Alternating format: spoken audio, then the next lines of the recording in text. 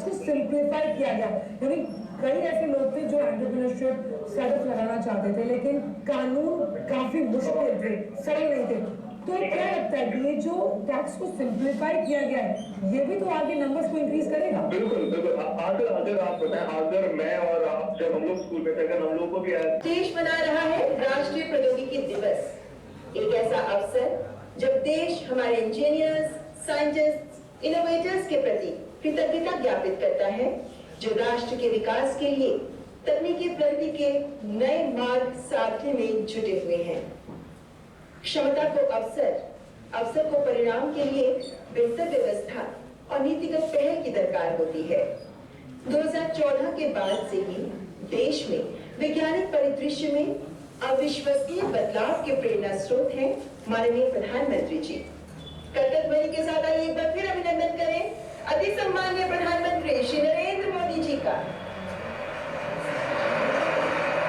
साथ ही केंद्रीय रक्षा मंत्री आदरणीय श्री राजनाथ सिंह जी और केंद्रीय राज्य मंत्री स्वतंत्र प्रभार विज्ञान और प्रौद्योगिकी माननीय डॉक्टर जितेंद्र सिंह का भी हम सहृदय स्वागत करते हैं। यहाँ उपस्थित सभी गणमान्य और हमारे साथ विज्ञान और तकनीकी क्षेत्र से जुड़ी प्रख्यात शख्सियतों, विशिष्ट अतिथिगण का भी हार्दिक अभिनंदन। आज देश में माननीय प्रधानमंत्री जी के नेतृत्व में तरुण मन में प्रज्वलित नवोदित विचार अनुसंधान की धारा में फल फूल रहे हैं। छात्र इनोवेटर से एंटरप्रेन्योर्स बन रहे हैं। नन्ही आंखों के सपने वास्तविकता के धरातल पर साकार हो रहे हैं। देश में नवाचार और उद्यमिता की संस्कृति खुलकर सांस ले रही है। आत्मनिर्भर भारत के मंत्र पर चलते हुए नवीन प्रौद्योगिकी और नवाचार के साथ 2047 तक विकसित राष्ट्र की परिकल्पना को साकार करने की ओर अग्रसर है भारत देश। इसलिए नेशनल टेक्नोलॉजी वीक का विषय है school to startups igniting young minds to innovate. आज के इस अवसर पर मैं केंद्रीय मंत्री माननीय डॉक्टर जितेंद्र सिंह जी से सबसे पहले विनम्र निवेदन करती हूँ कि कृपया पौधा भेंट कर माननीय प्रधानमंत्री जी का अभिनंदन करें।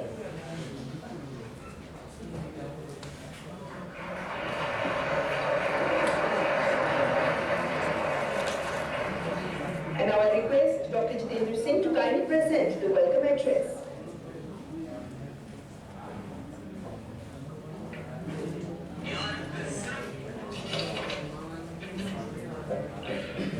परमादरणीय प्रधानमंत्री जी, हम सब की ओर से हृदय की गहराइयों से आपका आभार। आपने अपने भौगोलिक समय में से कुछ क्षण निकाल करके इस कार्यक्रम की शोभा बढ़ाई है। प्रधानमंत्री जी, गत 9 वर्षों में आपके नेतृत्व में विज्ञान, प्रौद्योगिकीकरण और नवाचार के क्षेत्र में हिंदुस्तान ने एक लंबी छलांग लगाई है। और इस लंबी छलांग का अंदाजा लगाने के लिए जरूरी है कि कुछ देर के लिए हम ये अंदाजा कर सके कि सन 2014 से पहले का क्या आलम था और आज 2023 में क्या दृश्य है।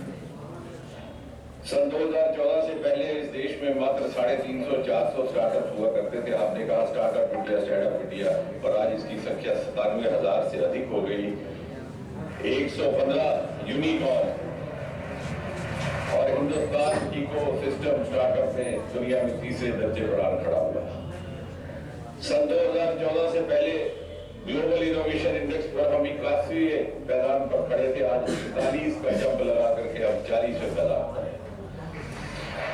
सन 2014 से पहले हिंदुस्तान की बायो इकोनॉमी $10 बिलियन थी, आज 8 गुना बढ़ करके $80 बिलियन हो गई है। सन 2014 से पहले पूरे देश में कुल मिलाकर के बायोटेक स्टार्टअप की संख्या मात्र और मात्र 50-55 थी, आज बढ़कर के 6,000 हो गई।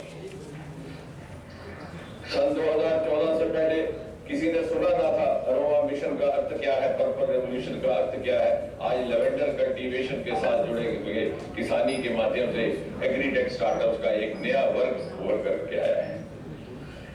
सन 2014 से पहले हिंदुस्तान में प्रिवेंटिव हेल्थ केयर का कॉन्सेप्ट ना था, आज उसी हिंदुस्तान को दुनिया का वैक्सीन हब कहा जाता है।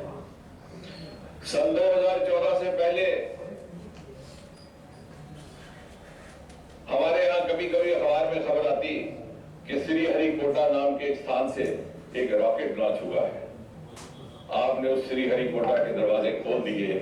आज उसी श्रीहरिकोटा में लगभग 130 प्राइवेट स्टार्टअप्स इसरो के साथ काम कर रहे हैं और हमारा गगनयान भारतीय मूल के एक व्यक्ति को अंतरिक्ष में ले जाने की तैयारी में है। सन 2014 से पहले किसी को मालूम ना था कि पृथ्वी विज्ञान का अर्थ क्या है, मिनिस्ट्री ऑफ अर्थ साइंसेज का मैंडेट क्या है। आपने डीप सी मिशन की घोषणा की। आज हिंदुस्तान के 7,500 किलोमीटर लंबे समुद्र तट के साथ बसे हुए सागर के भीतर की अपार संपत्ति खोजने के लिए हमारा समुद्र यान निकल चुका है। एक के बाद एक अनेकों ऐसी क्रांतिकारी उपलब्धियां और यह सिलसिला निरंतर जारी है। अभी इसी वर्ष में सन 2023 में आपने 2-3 महत्वपूर्ण निर्णय लिए। लाइगो जिसका लॉन्च आज आप कर रहे हैं, इंडिया स्पेस पॉलिसी 2023 और अभी हाल ही में नेशनल क्वांटम मिशन जिसने हिंदुस्तान को दुनिया के चंद गिने चुने देशों के एलीट क्लब में लाकर के खड़ा कर दिया। प्रधानमंत्री जी, जहां आपने हिंदुस्तान को विज्ञान की ताकत से दुनिया में लोहा बनवाया, वहां साथ ही साथ आम नागरिक के जीवन में सरलता लाने के लिए सेक्टोरल डेवलपमेंट में विकास के कार्यों में साइंस टेक्नोलॉजी को माध्यम बनाने का रास्ता भी हमें दिखाया। और आज जब हम ये नेशनल टेक्नोलॉजी डे मना रहे हैं और ये अटल जी की स्मृति के साथ जुड़ा है, तो ये आप ही की कल्पना थी। अटल इनोवेशन मिशन, अटल टिंकरिंग लैब, ताकि कम अवस्था में बचपन में स्कूल के समय में बच्चे अपने अंदर छिपी हुई प्रतिभा को खोज सके, तलाश सके, तराश सके और आने वाले जीवन में उसे देश की सेवा के लिए समर्पित कर सके। आज का बच्चा कल सन 2047 के हिंदुस्तान का युवा होगा और 2047 का युवा शताब्दी भारत का निर्माता होगा। और इसलिए आज जब ये 25वां नेशनल टेक्नोलॉजी डे पहली बार भारत सरकार के 12 मंत्रालयों और विभागों द्वारा सामूहिक तौर पर होल ऑफ गवर्नमेंट मंत्र का पालन करते हुए मनाया जा रहा है, तो ये मात्र एक सांकेतिक अवसर न रह करके एक उत्सव का रूप धारण कर चुका है, एक फेस्टिवल का रूप धारण कर चुका है। It is a celebration of India's scientific supremacy. It is a celebration of India's growth story under Prime Minister Modi. It is a celebration of Prime Minister Modi's new India. बहुत बहुत धन्यवाद।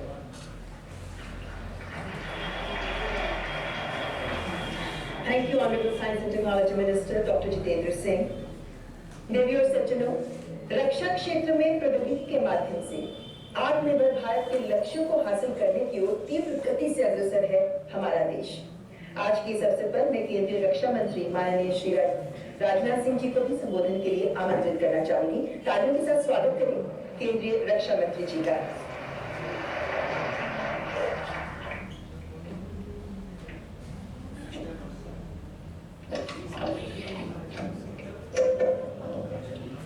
भारत के यशस्वी प्रधानमंत्री आदरणीय नरेंद्र मोदी जी, डॉक्टर जितेंद्र सिंह जी, विज्ञान एवं प्रौद्योगिकी राज्य मंत्री, भारत सरकार के सभी अधिकारी वर्ग, वैज्ञानिक और टेक्नोक्रेट्स, अन्य सम्मानित अतिथिगण, देवियों व सज्जनों, आज नेशनल टेक्नोलॉजी डे के अवसर पर हमारे माननीय प्रधानमंत्री जी का हम सब के बीच होना हम सब के लिए बेहद प्रसन्नता का विषय है। अपने व्यस्ततम कार्यक्रम में से समय निकालकर आपने यहाँ अपनी गरिमामयी उपस्थिति प्रदान की और इस महत्वपूर्ण अवसर पर आपका स्वागत और अभिनंदन करते हुए मुझे विशेष खुशी हो रही है। प्रधानमंत्री, आपके नेतृत्व और मार्गदर्शन में हमारा देश दिन दूनी रात चौगुनी प्रगति कर रहा है। वैश्विक परिदृश्य में भारत एक नई ऊर्जा और नए संकल्प के साथ आगे बढ़ रहा है। इन सबके पीछे अगर कोई प्रेरक शक्ति है तो वह है आपके आह्वान की शक्ति, आपके संकल्प की शक्ति और आपके समर्पण की शक्ति। साथियों, आज हम सब यहाँ देश के साइंटिफिक अचीवमेंट का उत्सव मनाने के लिए एकत्र हुए हैं। हम सब ने ग्लोबल स्टेज पर लोगों द्वारा यह कहते हुए सुना है कि 21वीं सदी यह भारत की सदी है। वर्तमान में दुनिया को भारत में आशा की एक नई किरण नजर आ रही है। माननीय प्रधानमंत्री जी के नेतृत्व में हमने दुनिया को यह दिखाया भी है कि भारत रूपी सूर्य का उदय हो चुका है और हमारा सूर्य अब अपने पूरे तेज के साथ चमकने को तैयार है। मैं यहाँ सूर्य का जिक्र इसलिए भी कर रहा हूँ क्योंकि अगर हम अपनी पौराणिक कथाओं में देखें तो हम पाएंगे कि सूर्य के साथ हमारे बड़े अद्भुत संबंध रहे।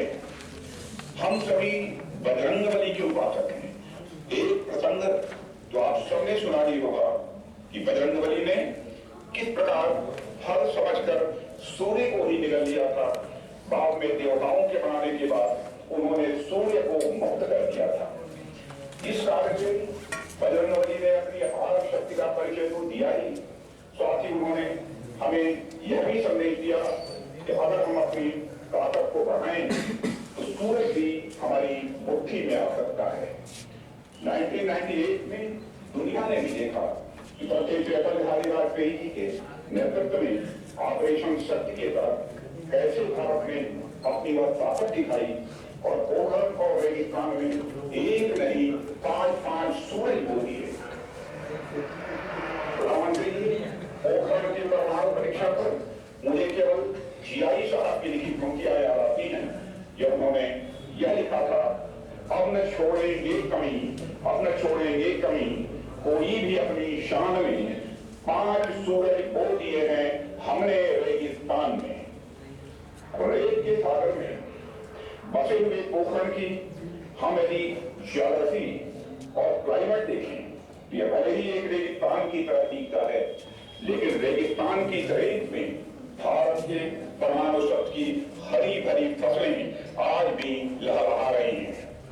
साथियों, हमारा देश शांति प्रिय, संस्कृति और सभ्यता का देश रहा है। इस देश ने न केवल स्वयं के लिए शांति की कामना की, बल्कि समस्त विश्व को शांति का संदेश दिया। दुनिया को बुद्ध और गांधी जैसे शांति पुरुष इस देश की देन है। यह देश वसुधैव कुटुंबकम और अहिंसा परमो धर्म को मानने वाला देश है। हमने किसी भी देश पर उसको गुलाम बनाने के उद्देश्य से कभी आक्रमण नहीं किया, लेकिन इतिहास में हमें कई बार इसका खामियाजा भी भुगतना पड़ा है। और आप सभी जानते हैं कि प्राचीन काल से ही ज्ञान पर आधारित रहे इस समाज ने दुनिया को शांत आचार, विचार और व्यवहार का पाठ पढ़ाया है। हमारे यहाँ की यूनिवर्सिटी ने देश ही नहीं विदेश के शिक्षार्थियों को भी ज्ञान विज्ञान की शिक्षा दी, जिसमें नालंदा का नाम प्रमुखता से लिया जा सकता है। और दुनिया को शांति का पाठ पढ़ाने वाला नालंदा विश्वविद्यालय का क्या हश्र हुआ। एक बख्तियार खिलजी अपने दलबल के साथ आता है और इस महान विश्वविद्यालय का ध्वंस करके चला जाता है। पुस्तकों के रूप में ज्ञान की ऐसी अगाध संपदा कि बताते हैं महीनों तक यहाँ किताबें जलती रही। इसी तरह सोमनाथ मंदिर का उदाहरण लिया जा सकता है। यह मंदिर देश के करोड़ों करोड़ लोगों की आस्था, विश्वास और सांस्कृतिक चेतना का एक विशाल केंद्र है। लेकिन हमारी शांति प्रियता का फायदा उठाकर इसे भी 1-2 बार नहीं अनेक बार तोड़ा गया और इस मंदिर के माध्यम से अनेकों भारतीयों का विश्वास और उनकी आस्था को यह तोड़ा गया। ऐसे में इस देश ने पुनः अपने उन आराध्यों की ओर देखा जिनके एक हाथ में ज्ञान के प्रसार के लिए शास्त्र होता है, तो दूसरे हाथ में अधर्म का नाश करने के लिए शस्त्र भी होता है। ऐसे में हमारे परमाणु परीक्षणों ने दुनिया को यह मैसेज कन्वे किया कि हम भले ही शांतिपूर्ण राष्ट्र हैं, लेकिन हम नालंदा दोबारा चलते हुए नहीं देखेंगे और हम दोबारा अपने सोमनाथ के सांस्कृतिक वैभव को किसी गजबी द्वारा कुचले जाते नहीं देखेंगे। हमने इतिहास में सीख ली है और सुनिश्चित किया है कि हम ऐसा इतिहास कभी रिपीट नहीं होने देंगे।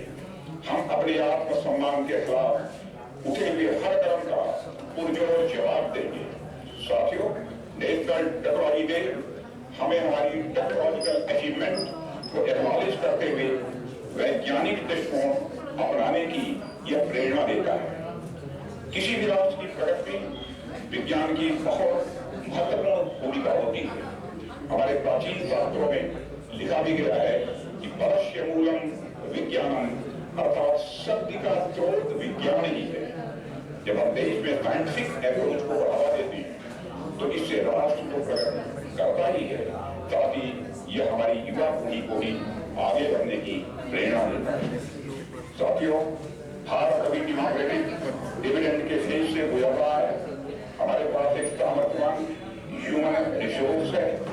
हमारे इसी ह्यूमन रिसोर्स ने हमें इस स्थिति में पहुंचाया है कि आज हम दुनिया के सामने गर्व से सिर उठाकर खड़े हो सकते हैं और यही ह्यूमन रिसोर्स हमें विकसित भारत के लक्ष्य तक भी पहुंचाएगा, ऐसा मेरा पक्का विश्वास है।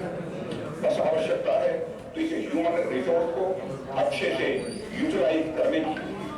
माननीय प्रधानमंत्री जी के मार्गदर्शन में हम जय जवान, जय किसान, जय विज्ञान और जय अनुसंधान के संकल्प के साथ आगे बढ़ रहे हैं। मुझे पूरा विश्वास है कि हम अपने इस विजन में पूरी तरह से कामयाब होंगे और एक नए भारत के निर्माण की ओर कदम आगे बढ़ाएंगे। अंत में मैं एक बार पुनः हमें अपना मार्गदर्शन देने हेतु यहाँ उपस्थित होने के लिए मैं माननीय प्रधानमंत्री जी का आभार व्यक्त करता हूँ और यही अपना निवेदन समाप्त करता हूँ। आप सबको बहुत बहुत धन्यवाद। Ladies and gentlemen, Government of India is working on the strategy to transform India through science and technology. विज्ञान और तकनीक के क्षेत्र में देश नए आयाम हासिल करते हुए नए कीर्तिमान रच रहा है। कैसे देश में ये परिदृश्य बदल रहा है, आइए इसी पर देखते हैं ये शॉर्ट फिल्म।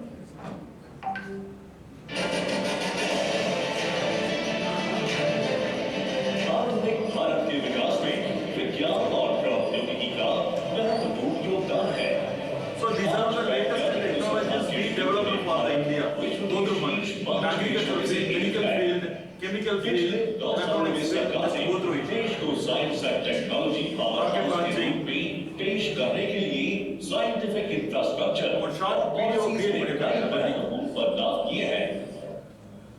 3D printing नतीजा है कि भारत ग्लोबल इनोवेशन इंडेक्स पर लंबी छलांग लगाकर 81 से 40वें स्थान पर पहुंच गया है। 2014 के मुकाबले आज स्टार्टअप्स की संख्या 300 गुना बढ़कर 97,000 हो गई है। 115 यूनिकॉर्न के साथ आज भारत अमेरिका और चीन के बाद विश्व का तीसरा सबसे बड़ा स्टार्टअप हब बन गया है। Digital India, startup India, stand up India, make in India, invest India और आत्मनिर्भर भारत जैसे कार्यक्रम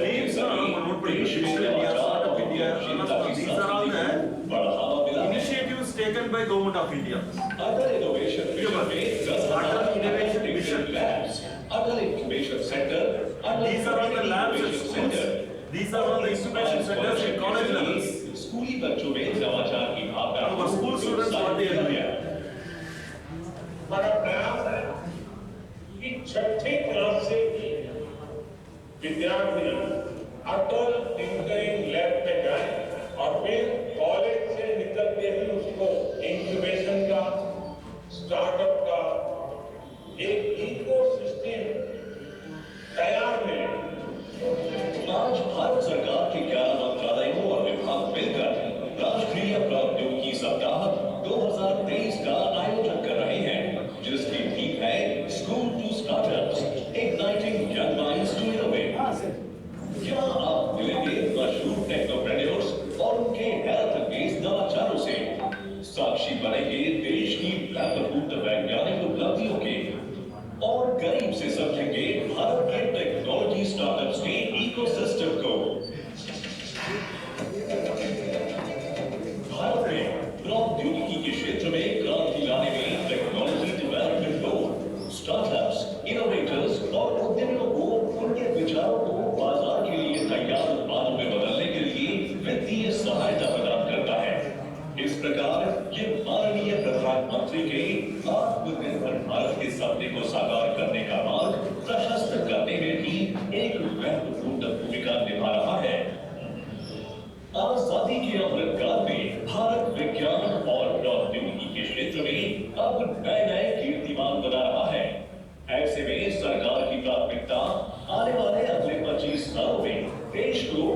प्रौद्योगिकी के क्षेत्र में एक वैश्विक लीडर के तौर पर स्थापित करना है।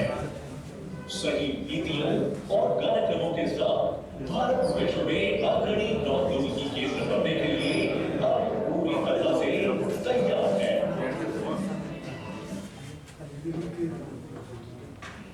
और सज्जनों, 1998 में पोखरण परमाणु परीक्षण के बाद भारत द्वारा नेशनल टेक्नोलॉजी डे मनाना शुरू किया गया। इन 25 वर्षों के सफर को चिन्हित करते हुए आज एक डाक टिकट और सिक्का जारी किया जाएगा। मैं माननीय प्रधानमंत्री जी से सादर अनुरोध करती हूँ कि पहले अपने कर कमलों द्वारा डाक टिकट का विमोचन एल्बम द्वारा करें।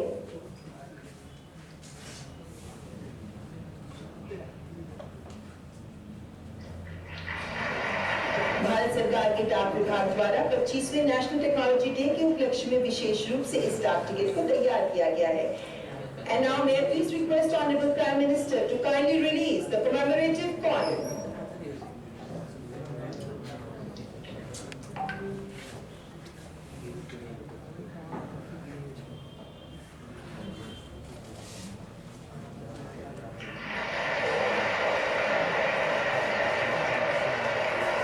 Thank you, Honorable Prime Minister.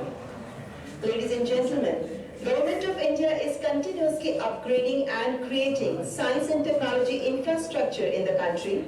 विज्ञान के क्षेत्र में सुविधाओं और ढांचागत विकास के लिए किए जा रहे प्रयासों के सिलसिले को आगे बढ़ाते हुए आज माननीय प्रधानमंत्री जी के द्वारा कई पहल का उद्घाटन व शिलान्यास किया जा रहा है। The facilities which are being dedicated to the nation by Honorable Prime Minister are Homi Bhabha Cancer Hospital and Research Center, Visakhapatnam, Women and Children Cancer Hospital, Navi Mumbai, National Hadron Beam Therapy Facility, Navi Mumbai, Radiological Research Unit, Navi Mumbai, Fission Moly 99 Production Facility, Mumbai, and Rare Earth Permanent Magnet Plant, Visakhapatnam. और जिन facilities का आज माननीय प्रधानमंत्री जी के द्वारा शिलान्यास किया जा रहा है वे हैं Homi Bhabha cancer hospital and research centre, Jatni, Odisha, Platinum Jubilee Block of Tata Memorial Hospital, Mumbai, and Laser Interferometer Gravitational Wave Observatory, LIGO, India. May I please humbly request Honorable Prime Minister to kindly dedicate to the nation and lay the foundation stone for these facilities by pressing the button of remote.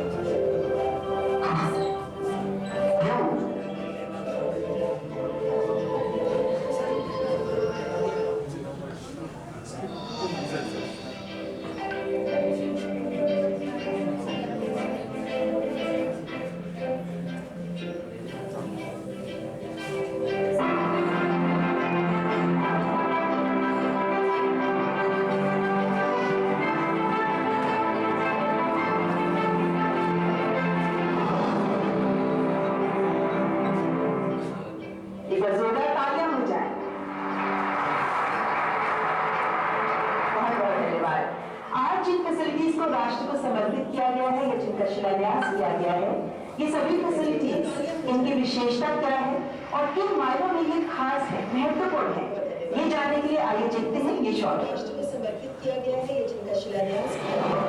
ये सभी facilities, इनकी विशेषता भारत के यशस्वी प्रधानमंत्री श्री नरेंद्र मोदी जी के नेतृत्व में भारत ने पिछले 9 वर्षों में स्वास्थ्य देखभाल के क्षेत्र में उल्लेखनीय वृद्धि देखी है। 20 टर्शरी केयर कैंसर सेंटर्स में स्वीकृत किए गए।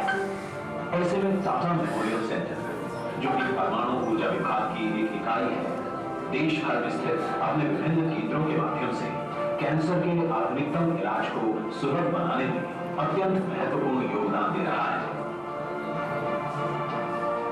ओडिशा के खुर्दा जिले के जटनी में 200 बेड का Homi Bhabha cancer hospital and research centre स्थापित किया जा रहा है। 650 करोड़ रुपए की कुल लागत वाली इस परियोजना में 400 करोड़ रुपए का योगदान परमाणु ऊर्जा विभाग तथा 250 करोड़ रुपए का योगदान टाटा ट्रस्ट कर रहा है। ओडिशा सरकार इस परियोजना में कई तरह से योगदान दे रही है, जिसमें परियोजना के लिए 42 एकड़ भूमि शामिल है। मुंबई महाराष्ट्र में टाटा मेमोरियल हॉस्पिटल का प्लैटिनम जुबली ब्लॉक स्थापित किया जा रहा है। 938 करोड़ रुपए की लागत वाली इस सुविधा में 880 करोड़ रुपए बिल्डिंग के निर्माण में तथा 58 करोड़ रुपए सामान्य उपकरणों के लिए लगाए जाएंगे।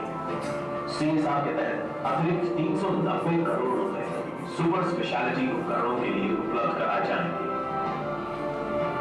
आंध्र प्रदेश के विशाखापट्टनम में Homi Bhabha cancer hospital and research centre स्थापित किया गया है। 557 करोड़ रुपए की लागत से बना 100 बेड का यह अस्पताल कैंसर के निदान और उपचार के लिए अत्याधुनिक तकनीक से लैस है।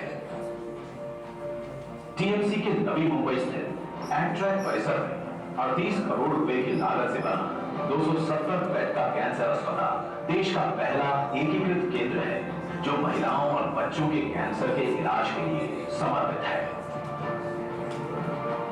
3 गैंट्रियों को एक साथ संचालित करने वाली देश की पहली national hadron beam therapy facility एंट्रैक नवी मुंबई में स्थित है। 468 करोड़ रुपए की लागत से बनी ये एक अत्याधुनिक प्रोटॉन थेरेपी इकाई है। भारत की सबसे बड़ी नाभिकीय चिकित्सा सुविधा रेडियोलॉजिकल रिसर्च यूनिट 93 करोड़ रुपए की लागत से बनी ये यूनिट विभिन्न प्रकार के कैंसरों के उपचार के लिए सेवाएं प्रदान करती है।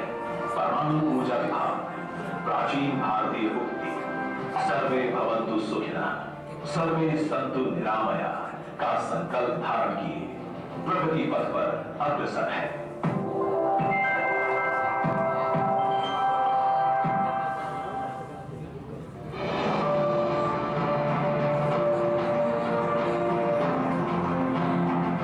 प्रधानमंत्री श्री नरेंद्र मोदी के गतिशील नेतृत्व में भारत ने पिछले 9 वर्षों में स्वास्थ्य के क्षेत्र में कई ठोस कदम उठाते हुए अभूतपूर्व सफलताएं अर्जित की हैं।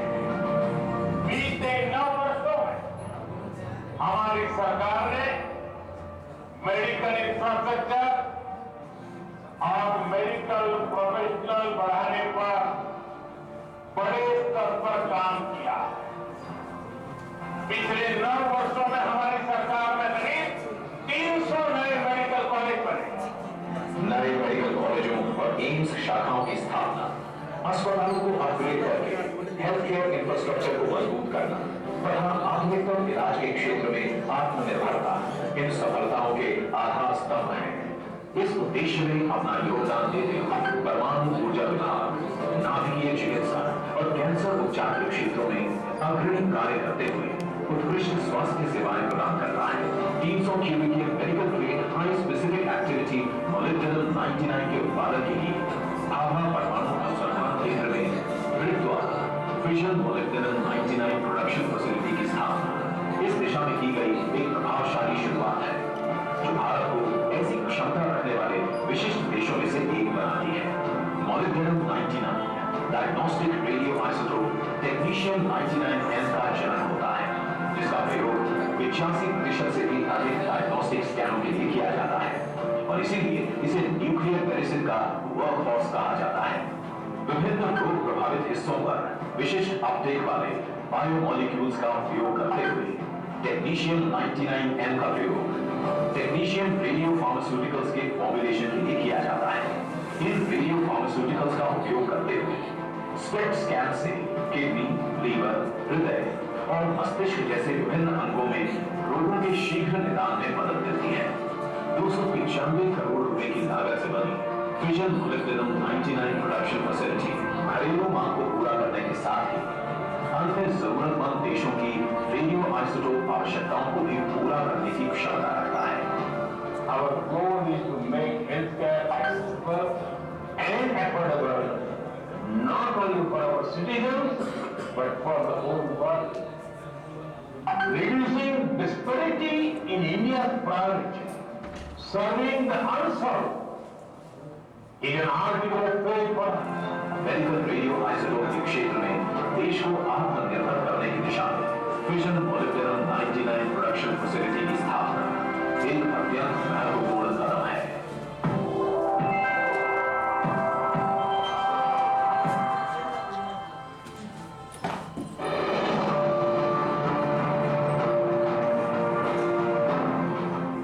प्रधानमंत्री श्री नरेंद्र मोदी के दूरदर्शी नेतृत्व में भारत को उच्च तकनीक क्षेत्र में दुनिया के विकसित देशों के समकक्ष लाने और संबंधित औद्योगिक क्षेत्रों में आत्मनिर्भर बनाने का दृढ़ निश्चय निहित है।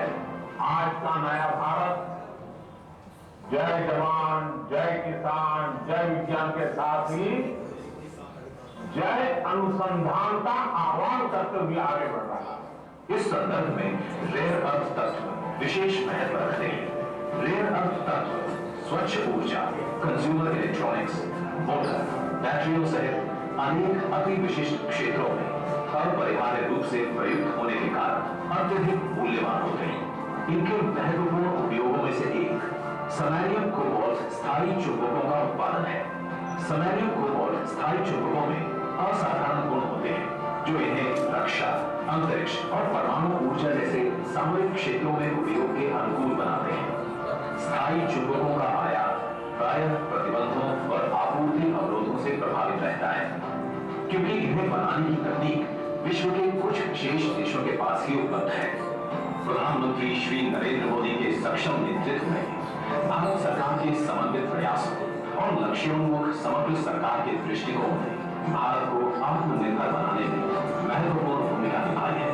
परिणाम स्वरूप रेयर अर्थ चुंबकों के क्षेत्र में भारत अब पूरी तरह से स्वदेशी सामग्री और प्रौद्योगिकी का उपयोग करके औद्योगिक पैमाने पर समैरियम कोबाल्ट स्थायी चुंबकों के उत्पादन की जटिल तकनीक में महारत हासिल कर चुका है। विकसित की गई इस प्रौद्योगिकी को आधार बनाकर विशाखापट्टनम के अच्युतापुरम स्थित BARC कैंपस में परमाणु ऊर्जा विभाग की एक औद्योगिक इकाई IREL इंडिया लिमिटेड द्वारा एक आधुनिक rare earth permanent magnet plant की स्थापना की जा रही है, जहां प्रतिवर्ष 3000 किलोग्राम समैरियम कोबाल्ट मैग्नेट का उत्पादन किया जा सकेगा। 197 करोड़ रुपए की लागत से बना ये प्लांट सामरिक क्षेत्रों के लिए samarium cobalt rare earth permanent magnet की निरंतर उपलब्धता सुनिश्चित करेगा। Rare earth permanent magnet plant की स्थापना उच्च प्रौद्योगिकी क्षेत्र में भारत को आत्मनिर्भर बनाने की दिशा में एक महत्वपूर्ण कदम है।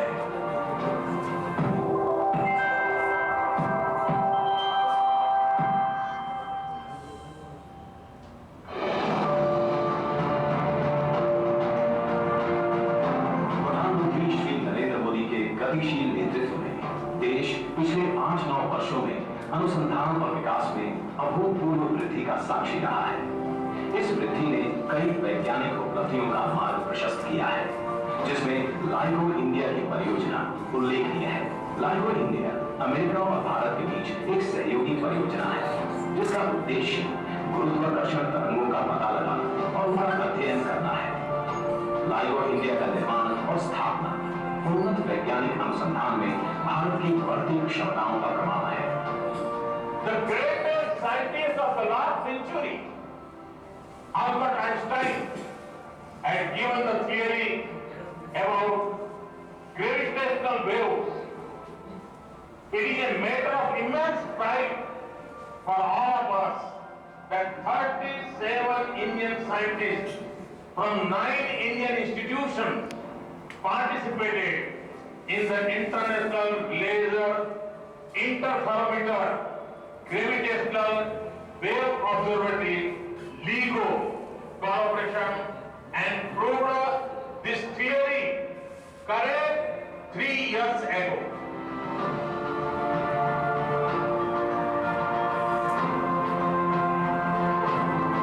लाइगो इंडिया प्रौद्योगिकी विभाग DST के परस्पर सहयोग द्वारा क्रियान्वित की जाने वाली एक मेगा साइंस परियोजना है। लाइगो इंडिया, कैलटेक और MIT अमेरिका के लाइगो लेबोरेटरी के सहयोग से बनाई जा रही है और ये इन दो वेधशालाओं के साथ ग्रेविटेशनल वेव डिटेक्टरों के एक वैश्विक नेटवर्क के रूप में काम करेगी। महाराष्ट्र के हिंगोली जिले में लाइगो इंडिया के लिए 428 एकड़ भूमि का अधिग्रहण पूरा हो चुका है और परियोजना के लिए राज्य सरकार से पर्यावरण संबंधी मंजूरी प्राप्त हो चुकी है। 2600 करोड़ रुपए की लागत से बनने वाली लाइगो इंडिया भारत में स्थापित होने वाली पहली मेगा साइंस परियोजना होगी। ये बड़ी संख्या में भारतीय शोधकर्ताओं और छात्रों को इस उभरते हुए क्षेत्र में योगदान देने का अवसर प्रदान करेगी। ये परियोजना एक उत्कृष्ट वैज्ञानिक क्षेत्र में हिंगोली को वैश्विक मानचित्र पर पहचान देने के साथ साथ विश्व भर के शोधकर्ताओं को आकर्षित करने की क्षमता रखती है। लाइगो इंडिया से अर्जित क्लीन रूम निर्माण की विशेषज्ञता, सेमीकंडक्टरों और बायोटेक्नोलॉजी उद्योगों के लिए आवश्यक प्रौद्योगिकियों में दक्षता प्राप्त करने और गलत अनुसंधान परियोजनाओं के लिए आवश्यक बड़े अल्ट्रा हाई वैक्यूम सिस्टमों के निर्माण में योगदान देकर राष्ट्र की महत्वपूर्ण सेवा करेगी। ज्ञान की सीमाओं का विस्तार करने के प्रति समर्पित अत्याधुनिक शोध की दिशा में लाइगो इंडिया की स्थापना देश के लिए एक गौरवशाली एवं उन्नतिशील कदम है।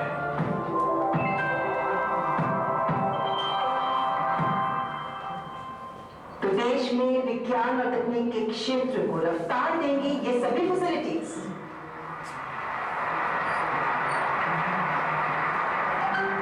तो रुख हवाओं का मोड़ दे, लोगों के भरम को तोड़ दे, हिम्मत की अपनी कलम उठा, मंजिल की ओर अब कदम बढ़ा, हासिल कर मुकाम नया पन्ना इतिहास में जोड़ दे, तो रुख हवाओं का मोड़ दे।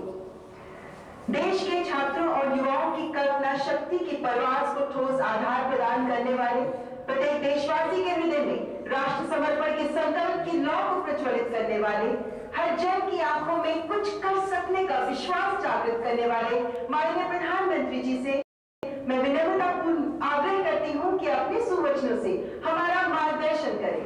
कड़कड़ ध्वनि से स्वागत माननीय प्रधानमंत्री जी का।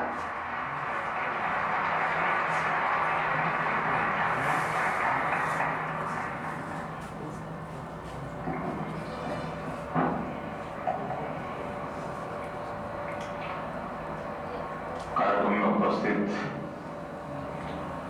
कैबिनेट में मेरे वरिष्ठ सहयोगी श्रीमान राजनाथ सिंह जी, डॉक्टर जितेंद्र सिंह जी,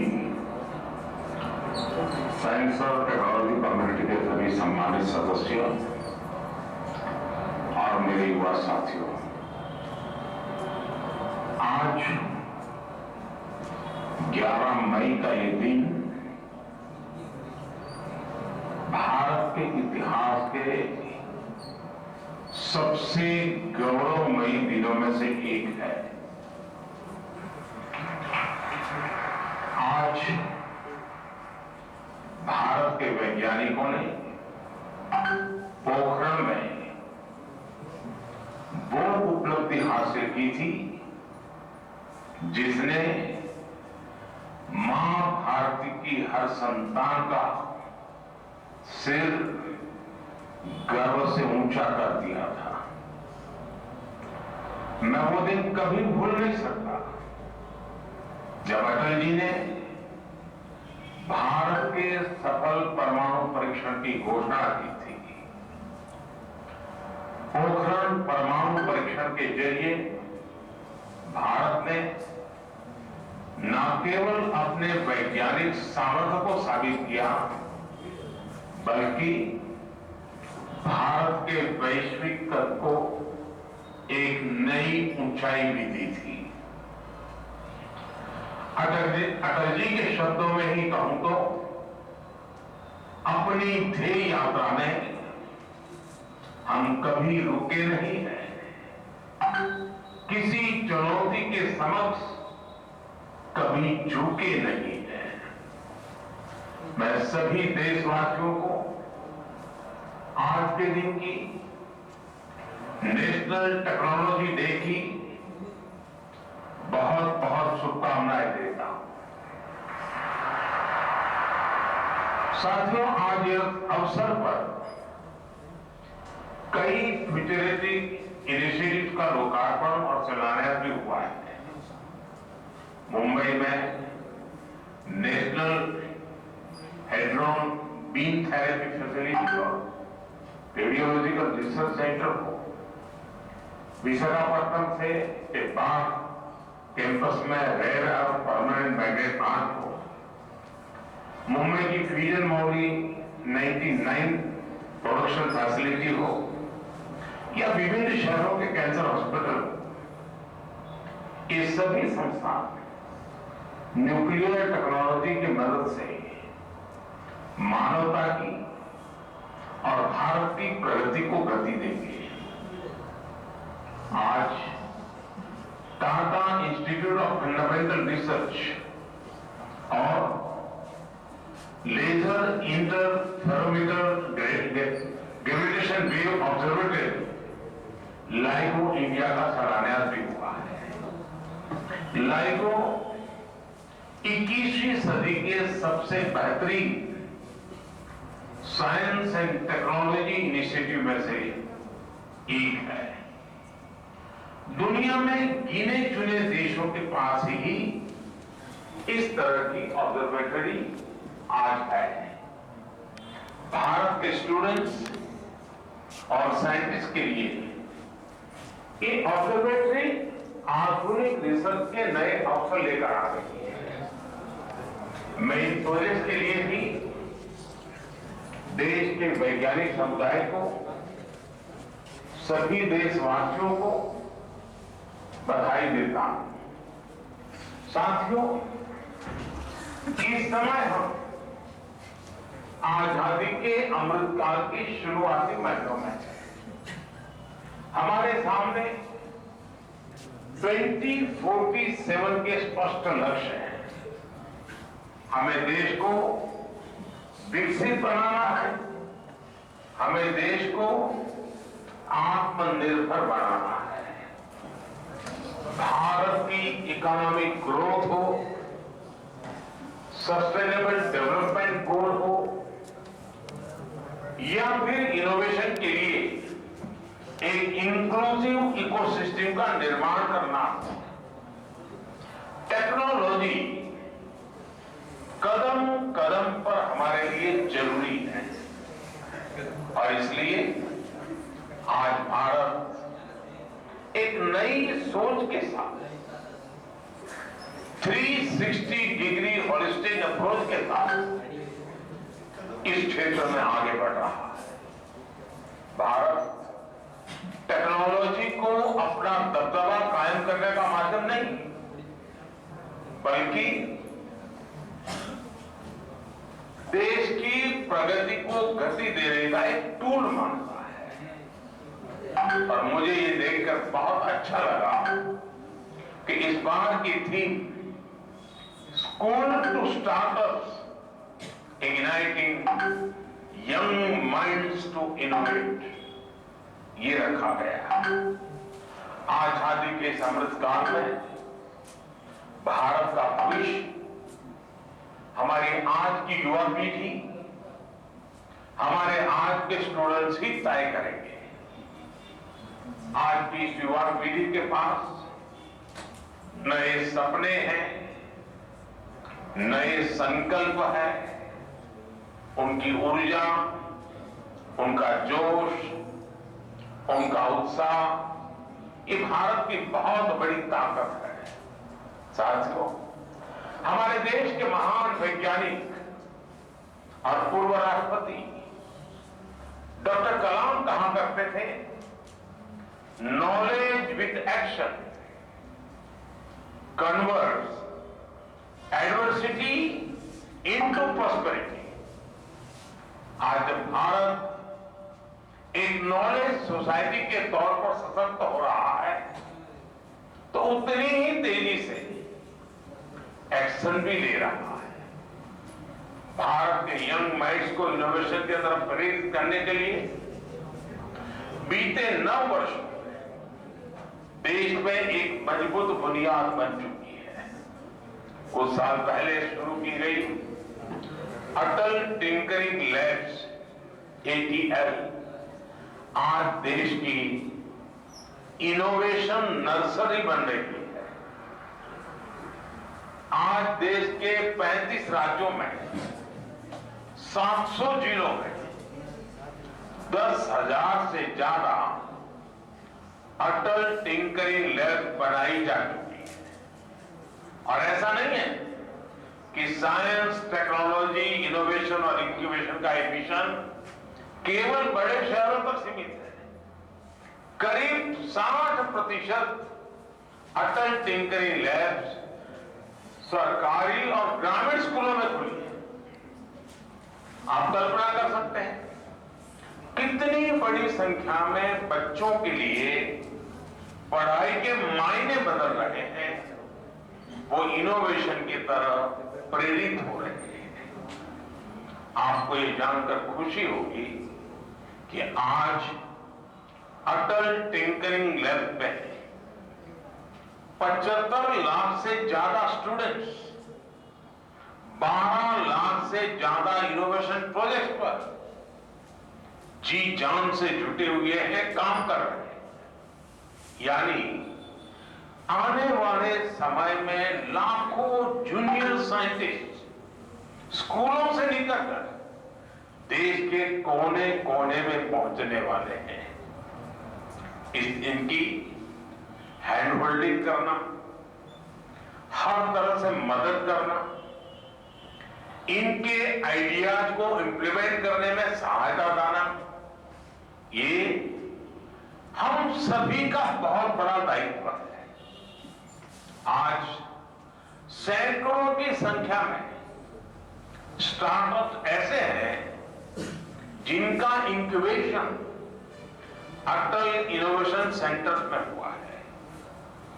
अटल टिंकरिंग लैब की ही तरह अटल इनोवेशन सेंटर्स AICs भी न्यू इंडिया के लेबोरेटरी बनकर उभर रहे हैं। आप देखिएगा भारत के ये टिंकर प्रेन्योर्स, एंटरप्रेन्योर्स हम देखते थे, ये टिंकर प्रेन्योर्स हैं। कल ये लीडिंग एंटरप्रेन्योर्स बनने वाले हैं। साथियों, महर्षि पतंजलि का एक सूत्र है, परमाणु परम महत्व अंतः अस्य वशीकारः। यानी जब हम किसी लक्ष्य के लिए पूरी तरह समर्पित हो जाते हैं तो परमाणु से लेकर ब्रह्मांड तक सब कुछ वश में आ जाता है।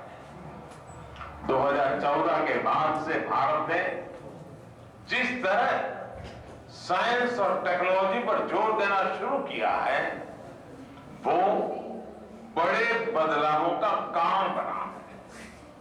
हमने जो स्टार्टअप इंडिया अभियान शुरू किया, जो डिजिटल इंडिया अभियान शुरू किया, जो नेशनल एजुकेशन पॉलिसी बनाई, उसने भी टेक्नोलॉजी क्षेत्र में भारत की सफलता को नई ऊंचाई दी। पहले जो साइंस केवल किताबों तक सीमित थी, वो अब एक्सपेरिमेंट से आगे बढ़कर ज्यादा से ज्यादा पेटेंट्स में बदल रही है। भारत में 10 साल पहले एक वर्ष में 4000 के आसपास पेटेंट ग्रांट होते थे। आज इनकी संख्या सालाना 30,000 से भी ज्यादा हो गई है।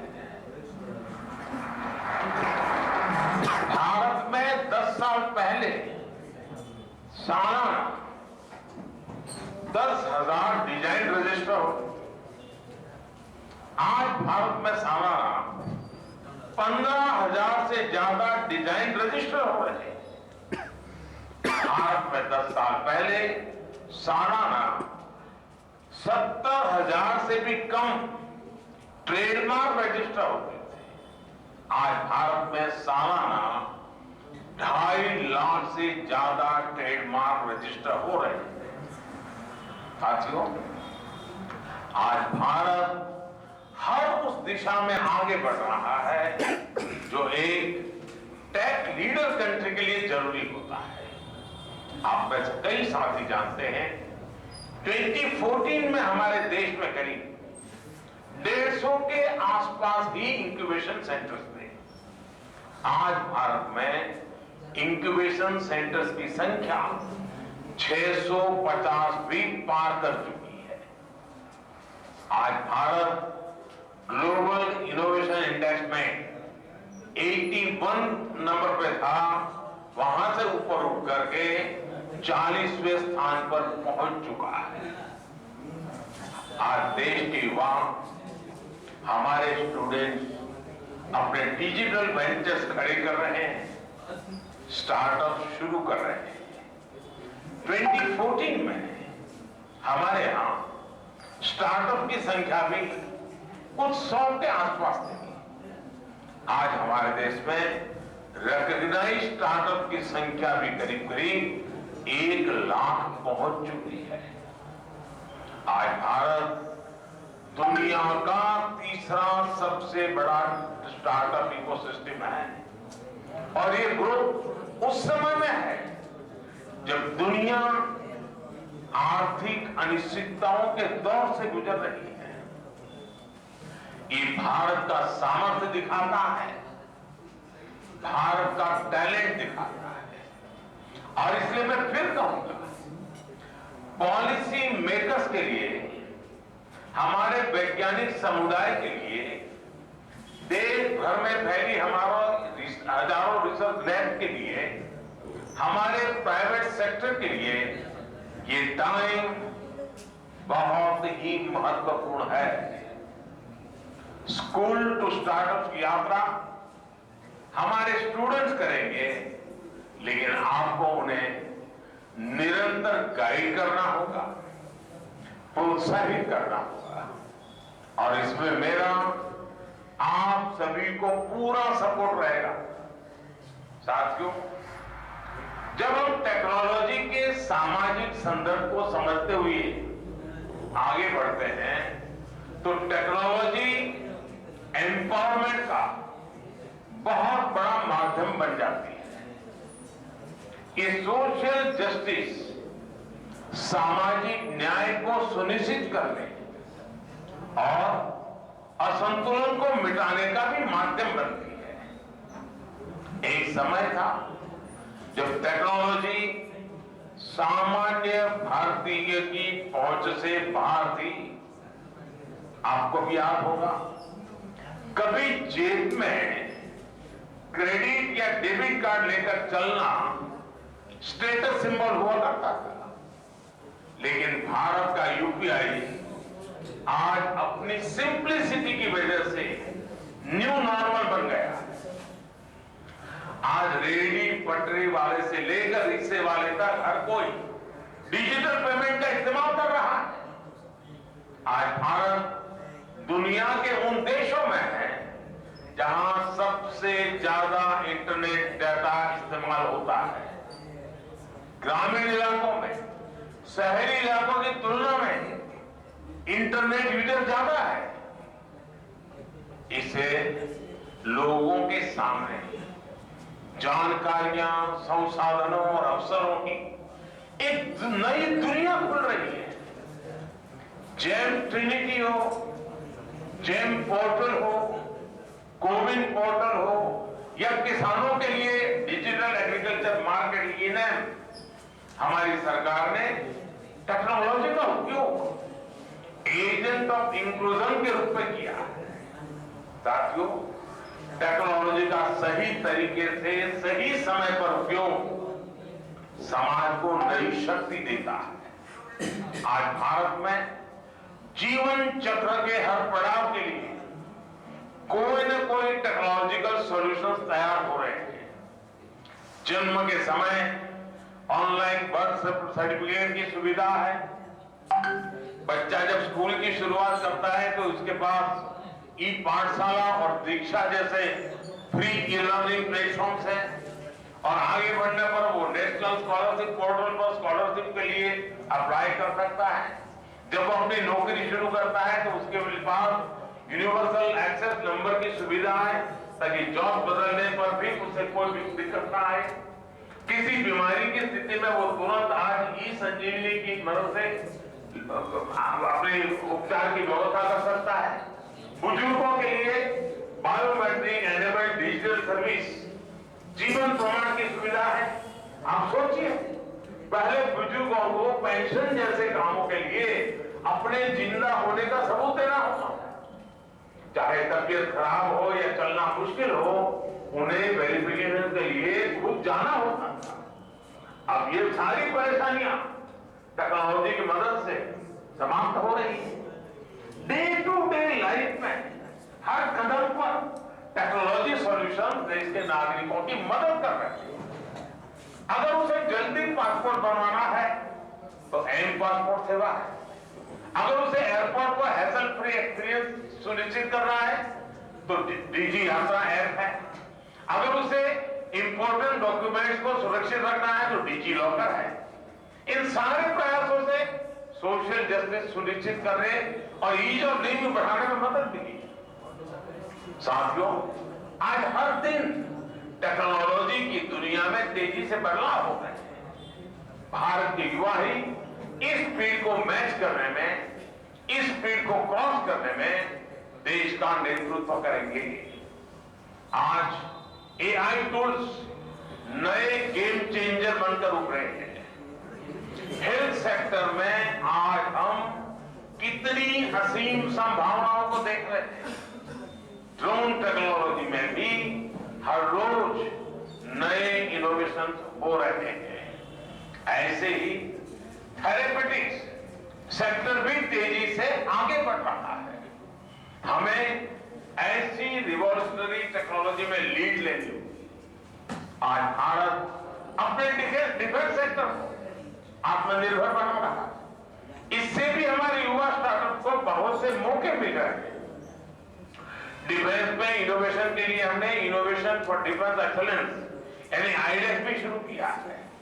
मुझे खुशी है कि रक्षा मंत्रालय ने आईडेक्स के 350 करोड़ रुपए से ज्यादा के 14 इनोवेशन को प्रोक्योर किया है।